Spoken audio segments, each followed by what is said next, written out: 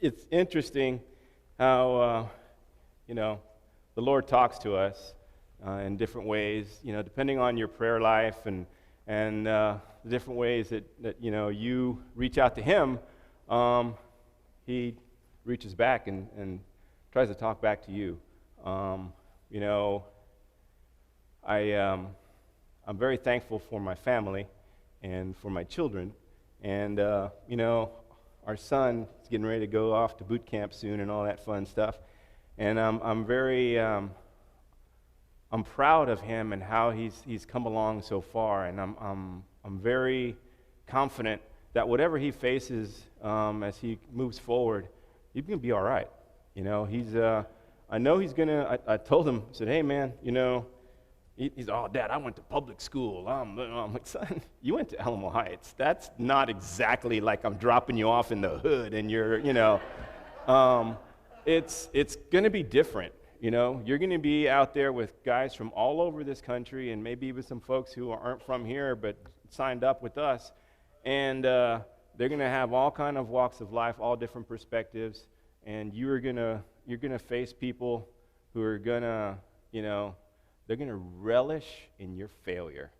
When they find out what you stand for and what you believe in, they're going to want to be the guy who's the first guy to see you take a drink, get you to make that compromise. Then they're going to be that guy or those people who see you get drunk for the first time and make that additional compromise, and so on and so on.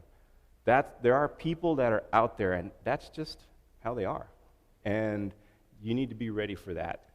And no matter how you think you're prepared for it, you don't know until the time comes. So I've seen things in him, and I can honestly say that for an 18-year-old, he's got a whole lot more of a plan and his head screwed on the way that it needs to be than I ever was at his age, and that is an answer to prayer. And, his sister is on the same path, and he's helping her that way.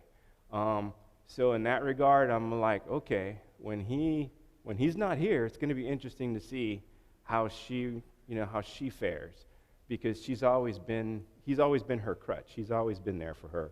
So, that was going on, and it's for me. I come to the services here, and I listen to the pastors, and it always seems like whatever they're talking about is something that's going on, something going on. It's like, man, do these guys, are they like, is my family talking to them? Are they telling them about what we got going on in our house? Because it's like these guys are picking on me sometimes, So a few weeks ago, the pastor's message was passing the mantle. And in that message, he's talking about your legacy and things, what did you do while you were here? What are you going to leave behind? What are you going to, what was your walk, with the Lord, and how are you living that life? At least that's what I took home from it. And the reason I took that home is because, again, it's kind of funny. This morning's message was, avoiding destruction. In the beginning of his message this morning, I don't know if you guys picked it up, but he talked about, how you could have a death sentence. And I was like, boom, death sentence. Have you ever pronounced your own sentence? You know what I'm talking about? Have you ever, had that been, in a situation and you're like, oh, my whole life is over, or I don't really deserve this. I don't know why this is happening, or I'll never amount to anything. Or if you have a teenager, you've probably heard this one. Oh, I'll never love again because so-and-so dumped me, You're pronouncing your own sentence. You're deciding how things are going to be forever when you really don't know. What about self-diagnosing your health? Okay? Man, I have these symptoms, and I know this guy from work whose cousin had the same symptoms, and he died. So I probably have that. I'm dying, Or, I Googled it, and that's what it said. So that's got to be what's happening. I don't know what the doctor says, but Google says this, okay? Or, in my case, when you know something's wrong, and you have to wait for that appointment so that they can check it out, and then you have to wait for the results to find out what really it's going to be. That's where I was a couple weeks ago when I heard the legacy message. I've been sitting on it for a week. Man, I thought I was over this. I'd been sitting on it for a week. My week started off normal, and then, a day before my wife's birthday, physically, something's wrong. There's blood where there shouldn't be blood, and it's not like a little, it's like a lot. And I'm just freaking out. I'm a guy. We're supposed to go have some exam, when you turn 50, and I found every excuse in the world to avoid it for 6 years. And so I'm figuring, well, wow, in 6 years' time, lots of bad things can happen, and now I'm paying the price. It's my own fault.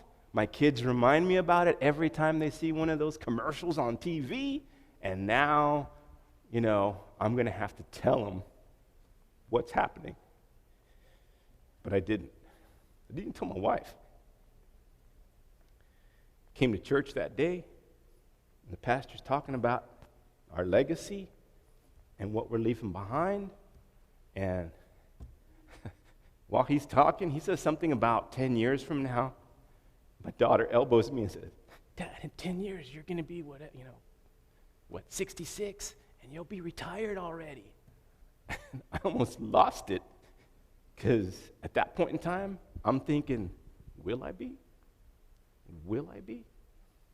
So after the service, I asked the pastors if I could have a couple minutes of their time, because I can't take it anymore. I have to tell somebody. I have to talk about what's going on and just share it with somebody, get it off my chest.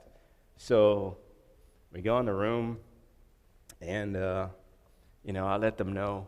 And Ashton's a medical guy, so he's like, it could be from this end of the scale, and it's like, I know that, we all know that, but, but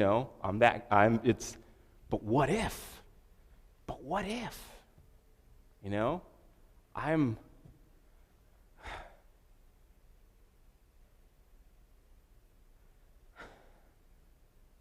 There's things I don't want to miss.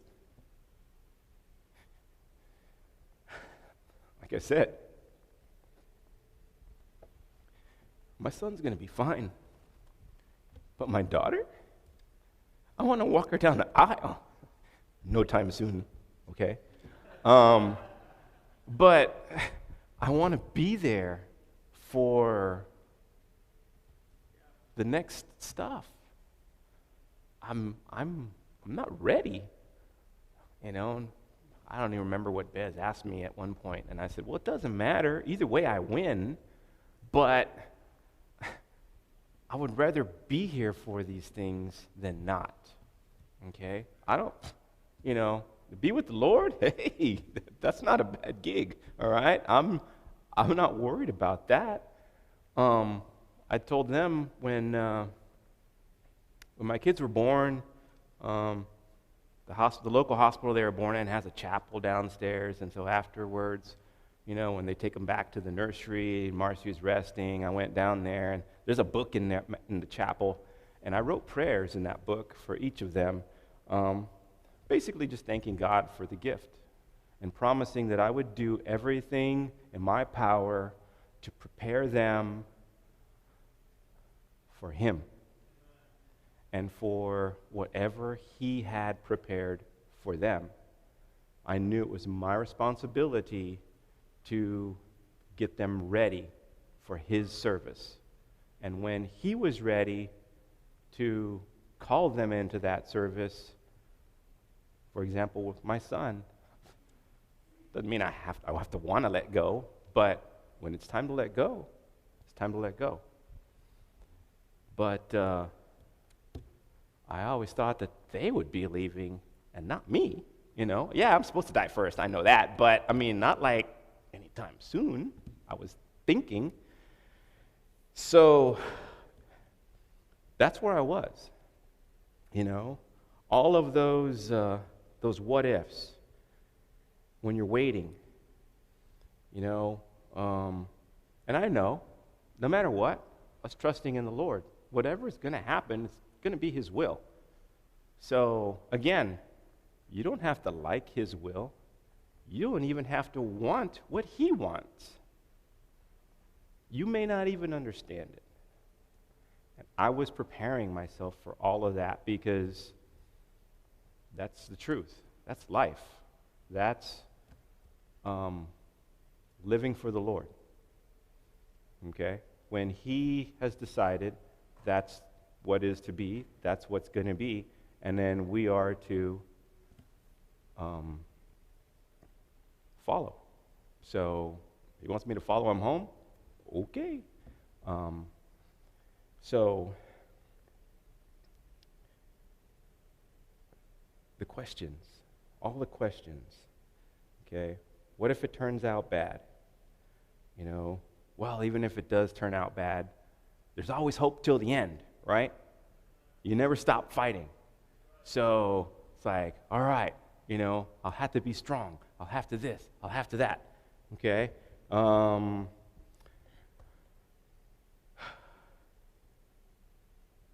If it's your time, it's your time. And it's just different if you know it's coming, like sooner than you expect it. We're all going to die, right? But how many of us actually think we're going to die anytime soon, or have that, just honestly believe that, okay? Yesterday, we went to go visit my cousin. She's been battling cancer for a number of years. I think she's on our prayer list still. And she's terminal at this point.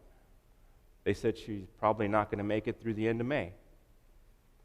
And so family got together, took my mom over to visit, spend some time, and everybody just talks with her. For me, it was kind of weird because her sister was talking about, the funeral arrangements and everything in front of her. It's like, oh, she knows. And it's like, yeah, but, that's kind of awkward. But it's a different perspective. And when you're not sure, okay, most all of us in here, I'm going to say, probably, it's one of the last things on our mind is that our time might be running out anytime soon for any reason. But when you think it might be, suddenly you start to question what you're going to have to answer to on the other side. Like I said, either way I win. I'm going to be with the Lord. And even though I might not be on the judge, and getting judged to decide how hot a portion of hell I go in, I still am going to be judged for my rewards. And I start to, I'm a competitive person. And it's like, I want to be, one of those guys. But when it comes to how have I competed, if I'm going to stick with the competition theme, how have I competed for the Lord? Ooh, ouch.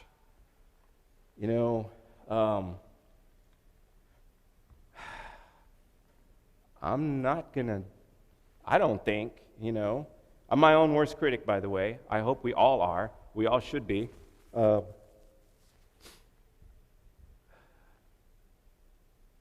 So I start wondering, what would He say about my walk? How faithful have I been to Him? How much do I talk to Him? Oh, believe me, the last 2-3 weeks, we've been doing a lot of talking. I can't help it. You wake up at 2 in the morning, And you just can't go back to sleep because you're wondering, and you're wondering, and you're questioning. So all I can do is talk to him, because at that point, he's the only one that I feel like I can talk to. And it's like, well, man, Lord, I'm going to rely a lot on your grace, because I fall so short in so many things, in so many ways, when you look at the whole length of my life. I got saved when I was 7 years old. And I was out, witnessing to my friends. I was a bus kid, so I was like, man, it's so fun on the bus. You got to come. We do this at church and blah, blah. And, my friends' parents are running me off. Oh, we don't go to that kind of church, get out of here, boy. And so I remember that same cousin, her and her sister and some of the older cousins and my mom and some of my aunts, they were playing gin rummy. I don't know if y'all know. It's a card game.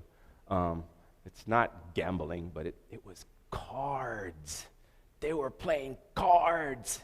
So I'm sitting there at the table. I'm like, again, I'm 7 years old, okay? I'm like, y'all are bad. Y'all are so bad. You're not supposed to be playing cards. Cards are of the devil, And they're like, you want a spanking? You need to get out of here right now, So time went on, started getting older, started, at the time we went to camp, Pot of Gold camp, from right here out of this church. And those were good times. Then I became a teenager. And as a teenager, I don't know, some of you probably heard this a gajillion times already. But as a teenager, same thing. In school, I ran track. And I got hurt running track. So I was in a cast for like 6 weeks. And so I was homeschooled. They sent the tutor over and all that stuff. And the bus stopped coming. It would come every Sunday for a while, but nobody from our house would go out there to tell them. But at the same time, nobody from church ever came to see what was wrong or why we stopped going or why I stopped going. So after I got my cast off and everything, it's like, well, by this time I'm already watching stuff on Sunday TV and this and that, and just kind of never really got back into it. So by the time I get into high school, public school, all right, competitive guy, played in all different sports, I fell into that crowd. I fell into that way, that life. And I don't know. Yeah, all my friends knew that I was saved. They knew I was different. Anytime they had a Bible question, I was the guy, Anytime they had a problem, I was the guy. So, but as far as me and my relationship with the Lord, it wasn't there. I'd be lying if I tried to say that there was any kind of relationship with the Lord. When did I pray? I prayed when I wanted something. I was a teenager. I prayed when I wanted something, My girlfriend's giving me trouble, Lord, please bring her back to me, I want a car so bad, Lord, please give me a car. Typical teenager stuff.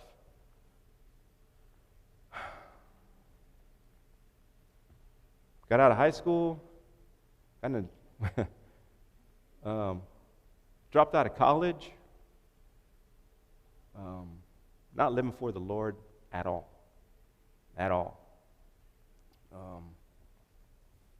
Drinking, drugs, that was my lifestyle. And I'm competitive, so I had to be the best at that too. And that was dangerous path.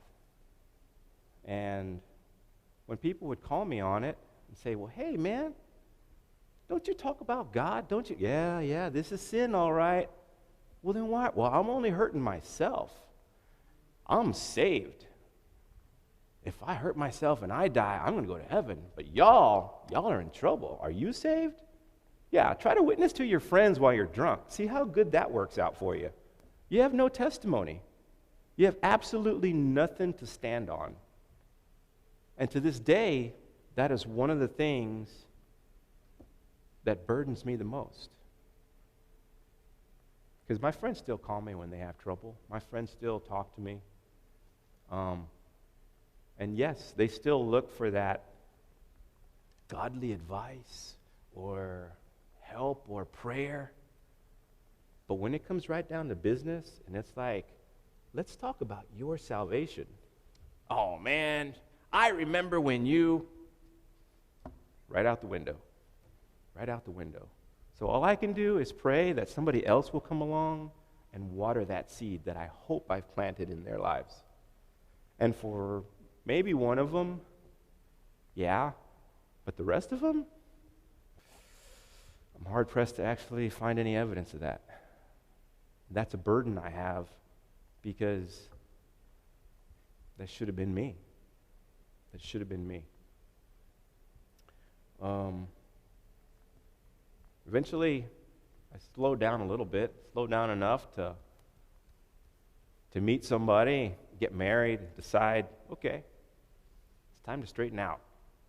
We're going to have some kids. How do we want our kids to grow up? How do we want them to live? That's when we started looking back to the church. That's when, same difference, started witnessing to the woman who would eventually be my wife and explaining to her why I want to change or why I want things to be a certain way, even though it may seem like I'm doing counter to what I say I want. But at least by this time, I skipped a part. I'm also explaining why, I don't know, I have this saying, and I tell people, you know, if you don't want to listen to the Lord when He's talking to you, and He's really trying to get a hold of you, and you don't care about what happens to you because it's like, that's just me, all right? The Lord will then turn to something or someone you love to get your attention. And for me, my mom got hit by a car. The responding officer threw the yellow blankie on her and pronounced her dead at the scene. EMS got there and said, we'll give it a shot. They revived her. They took her to BAMC and they put her back together. I'm an only child. My mom was never married. So I go to the emergency room and the doctor pulls me into a room and says, you are the next of kin. And in 3 days' time, you are going to have to decide whether or not we leave this lady on life support or we take her off and what you want to do about it. Because, quite frankly, I don't think she's going to last. She's 80-something now. She's 80 now. So thank the Lord He brought her back. Thank the Lord He saved her. And in the process, He saved me from myself. Because now, instead of, our roles got reversed. So I have to take care of her. She's disabled. Okay, she's barely mobile. She's legally blind, all this kind of stuff. So, you know, now try being 20-something years old and you're out trying to pick somebody up and it's like, oh yeah, my mom lives with me. And they're like, no, you live with your mom, right? No, really. I take care of her. She was in an accident and I take care of her. Yeah, whatever, dude. You know, I'm that guy. So I finally found somebody who actually believed me and came to see for herself. So woohoo, I kept that one. You know, it's been a challenge. It's been a challenge. Due to her head injuries, my mom, she processes things like a teenager, if that's ironic enough. So she throws tantrums. 80-year-old woman throws tantrums if she doesn't get what she wants. You know, and we've managed our household so that she can have her place and we can have our place, and we still try to take care of all these things. But what's going to happen to her if something's wrong with me? If my time's cut short, okay? I told the pastors, I said, my wife and kids are going to be fine. My insurance man says that I'm like his second best customer. So I know they're going to be good. And yeah, sure, we can set something up for my mom, but she's going to freak out when she finds out that I'm out of the equation. I remember my best friend who I grew up with, his parents grew old, and they had to get put in a nursing home, and his mom got dementia, and his dad passed first. My best friend said the worst thing he ever had to go through was telling his mom, not just once, but every time he visited for a while, that his dad died. And watching her react like it was the first time she ever heard it. Eventually, they just started telling her that he was getting tests or busy somewhere else. And that's how she lived out the rest of her days until she passed. So I'm thinking about all this stuff and realizing I have a lot of things I got to fix before I got to go. And I don't even know if I'm going anywhere. So, but these are the things that are going through my head. One of the things I told the pastor is like, I remember a preacher came to visit us when we were first married, and man, he was from one of these churches that was very militant. So he comes in our house and he's like, "You have a TV, you're a sinner. You know, you have this, you're a sinner." And it's like, whoa, you know? And he's like, "Where's your fruit? Where's your fruit? When was the last time you witnessed to somebody? When was the last time you saved anybody? When was the last time you led anybody to the Lord? You have no fruit. You're a false witness. You're not even saved, I bet you." And for whatever reason, that guy just comes back in my head.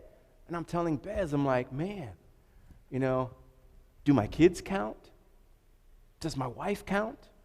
Because, you know, if I have any fruit to offer to the Lord, that's the best I can offer him. It's my wife and my kids. Is it good enough?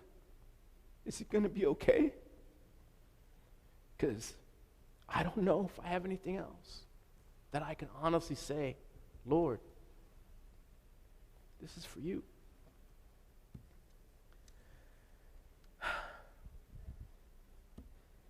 Bez made me feel better. He says, I'm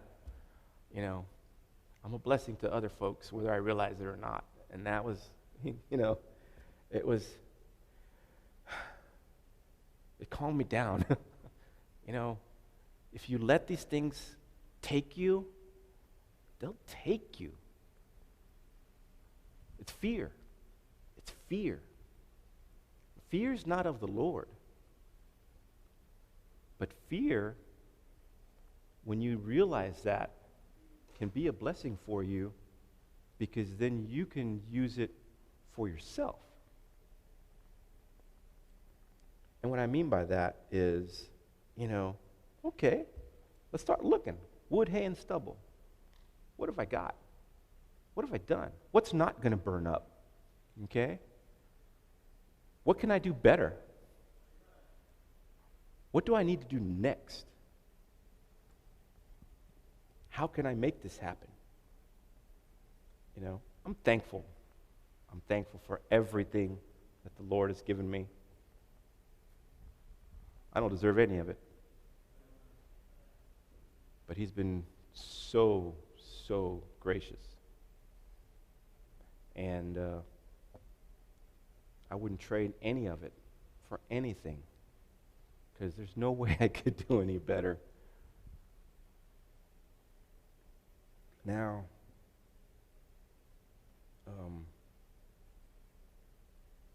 2 weeks. 2 weeks. It's a long, long time when you don't know, when you're not sure, when nothing is guaranteed. Thank the Lord. All of y'all who prayed, I go in there and the doctor's like, "Oh, you're good. You just need to change your diet. A little of this, a little of that." I'm like, "Oh, thank you." He's like, "People usually don't tell me thank you for that." I'm like, "Oh, no, thank you." Going in there, it wasn't, I don't know what I expected, but it wasn't as bad as I thought it was going to be, I'll be honest with you. I'm sitting there, and everybody's so nice to you, and I'm laying there in that bed when they're prepping you to go in, and I'm thinking, they're only nice to me because they know I'm dying, Drama king, I'm sorry, I can't help it, So it's all over, and you're like, woohoo, and you can't eat for days. Well, it seems like days. It is a couple of days before this procedure and all that. And so I finally get out of there, and it's like, I'm starving. It's like, "Doctor, so is this like fasting? Do I got to start off slow?" He's like, "You can eat whatever you want." And I'm like, "Yeah." So we get out of there, and because I'm still loopy from the anesthesia, they don't let you drive, so my wife is driving, and I don't know. I'm loopy, and even though I'm buckled in, I'm like, woo, woo, woo, and so I start complaining about her driving, and she tells me something back, and I'm like, I liked it better when you thought I was dying.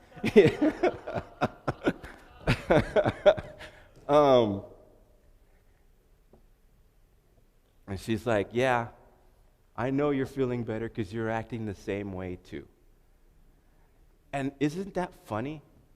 That's exactly how we are with the Lord too. It's exactly how we are with the Lord. I went from praying and praying and praying and talking and praying to where now it's like, I need to make time to pray. Oh, really?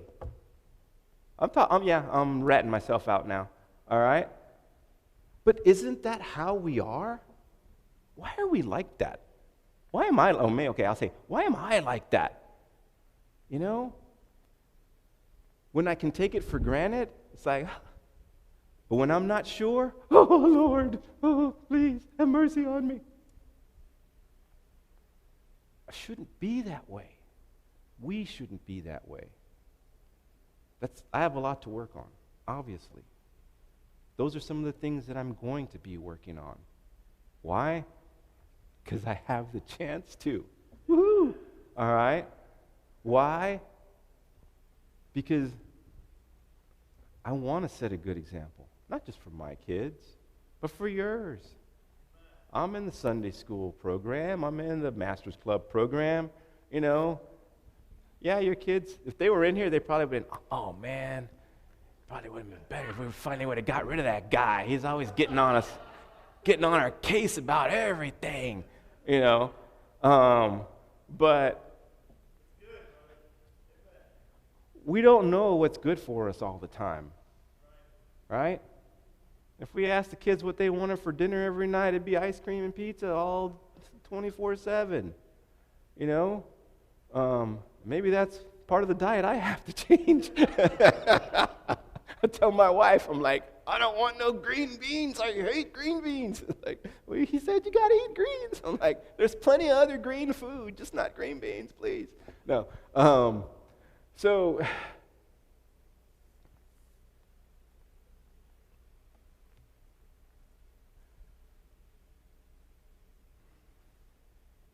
we all need to listen. to what the Lord is trying to tell us. And it shouldn't be because we're backed into a corner or because we want something, even if it's not, like we're sick or whatever, that we just, oh Lord, I really want that.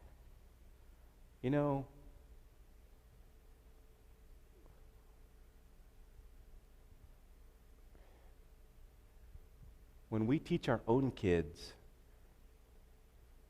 that they should be obedient to us no matter what, it's not because we're going to give them stuff. It's not even because we're going to spank them if they don't. Don't tell them I said that, though. It should be because they love us and because we love them. All right?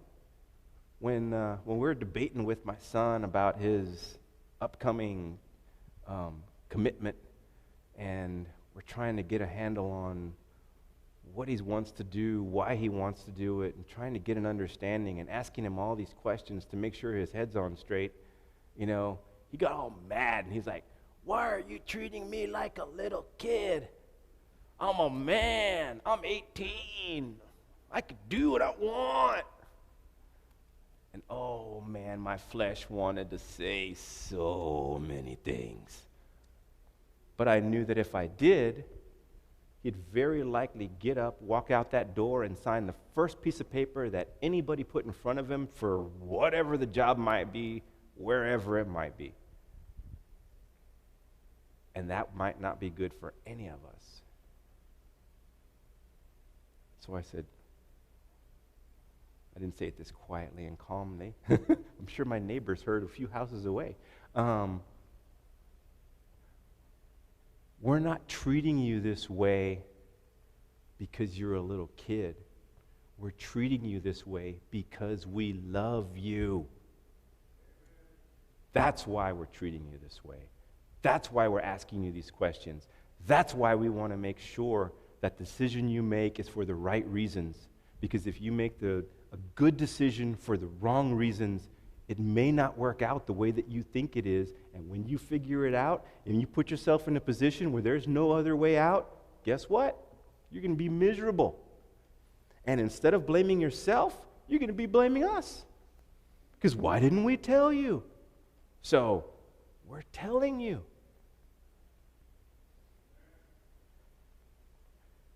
Like I said, he's going to be fine. That boy's going to excel at whatever he does, whatever he wants to do. And I just hope he slows down long enough to absorb everything he needs to along the way. My daughter, I think she's pretty much on the same path.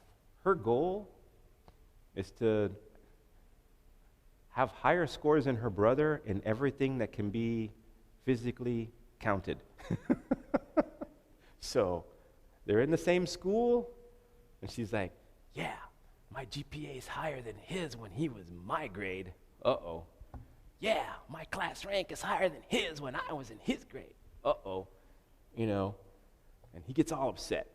Oh, I'm like, dude, it's your own fault. You're the one who taught her this stuff. You came home, and when she was telling us about her good grades in math, you got to bust out your calculus and start making her look dumb so you can show how much smarter than her you are. But then you feel bad for her and you show her how to do it. And now that she's in calculus, she's tearing it up. So what did you think was going to happen? Oh, okay.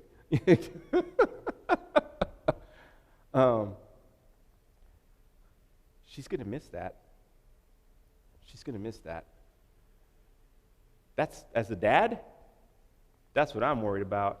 Okay, she's always had her big brother. I hope some clown doesn't come along and try to fill them shoes, because I might be old, but I think I can get a little bit. I'll get a few good ones in. Isaiah said, "Don't worry, Dad. When I come home, I'll be able to take down anybody." I'm like, "Ooh." I said, "Uh-oh. All right."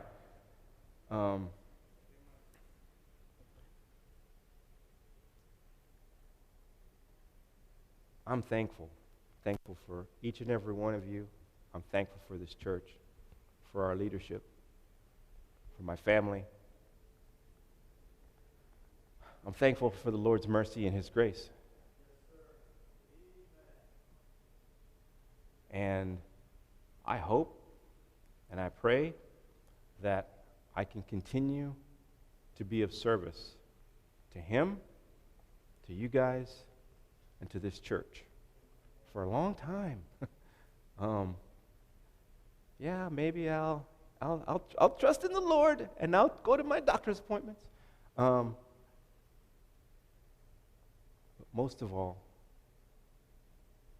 I'll be more faithful to Him than I have been, so that I don't find myself questioning whether or not I have been. It's kind of like the pastor says, it's one of those things that probably every pastor says, you know, if they were trying to put you on trial for being a Christian, is there enough evidence to prove that you're a Christian? Well, I'm asking the wrong people, because we're in church. What about at work? What about out there? All right? I know what I need to do. I know what my marching orders are. And that's just from me. But for your prayers, thank you.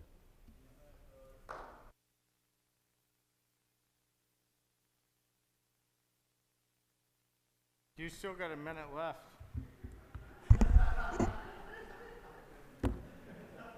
Amen. I don't know. That was a blessing to me. You know, I told him this. I said, you know, Noah preached for a long time, and he got his family in the ark, you know? So if you get your family in the ark, I think you're doing pretty good. I think you're doing pretty good. Amen? All right, let's stand. We'll be dismissed in prayer.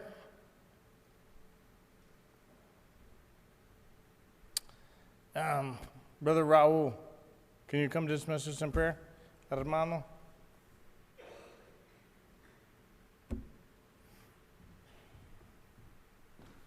Thank you, sir. Vamos a orar. Gracias, Señor, le damos por la oportunidad, Señor, de tener una iglesia. Gracias por este testimonio del hermano. Gracias por su bonito espíritu de gratitud, Señor. Le pido que de igual forma, Señor, nos ayude a también nosotros a tener el mismo espíritu de gratitud, Señor, y a todo el tiempo acordarnos, Señor, que usted murió en la cruz por nosotros y nunca olvidarnos de su precioso evangelio, testificar en el mundo para que las personas vengan a sus pies, Señor. Le damos gracias por esta iglesia, le doy gracias por los pastores, por los hermanos.